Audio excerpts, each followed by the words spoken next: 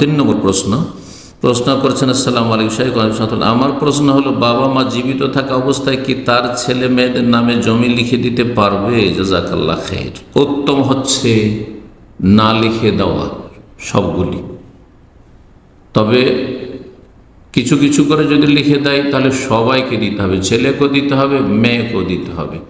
ছেলে মেয়ে সমান দেবে একদল বলছেন জীবদ্দশায় দিলে, আর এটি হচ্ছে মোহাম্মদ রাহিমাহুল্লাহ। আর দল বলছেন না, লিযাকারি মিসলু হাযিল উনসায়াইন, ইন্তেকালের পরে যেহেতু ছেলেদেরকে মেয়ের দ্বিগুণ দেওয়া হয়েছে, সেই অনুপাতেই দেওয়া হচ্ছে ইনসাফ বা সুবিচার। সুতরাং ছেলেকে দ্বিগুণ দেবে জীবদ্দশায় দিলে, আর মেয়েকে এক গুণ দেবে। এই মতটিকে শেখ ইবনে বাজ রাহিমাহুল্লাহ শক্তিশালী বলেছেন, প্রাধান্য দিয়েছেন। সুতরাং এটি করা উচিত, কারণ ছেলেদের মেয়েদের তুলনায় দায়িত্ব বেশি।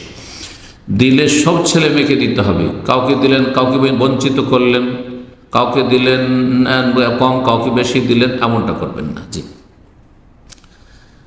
আর সবগুলি না দেওয়া উচিত।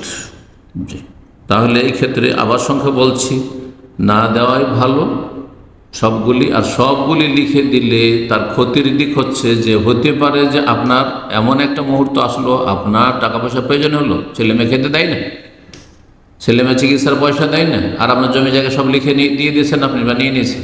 এই জন্য নিজের ক্ষতি নিজে করবেন না বাবা মায়েরা। তবে জায়েজ রয়েছে ইনসাফের শর্তে। আর উত্তম হচ্ছে যে সবগুলি লিখে দিবেন না, দিলে কিছু দেবেন জীবদ্দশায়, আর বাকি নিজের জন্য কিছু রাখবেন। তারপরে হতে পারে যে এরপরে লিখে দিয়ে দিলেন, আর তারপরে আরও ছেলে মেয়ে হইল, সন্তান হইল, তাদেরকে বঞ্চিত করলেন না। আপনি তো জানেন না যে ছেলে মেয়ে আর হবে না, নিশ্চিত নয়, কেউ জানে না। হতে পারে ছেলে মেয়ে মাঝখানে 10 বছর 20 বছর গ্যাপের পরে ছেলে মেয়ে হয়ে যেতে পারে। সুতরাং জীবদ্দশায় ছেলে মেয়েদেরকে লিখে দেন, এটিও আরেকটি ক্ষতি ওলামারা বলেছেন।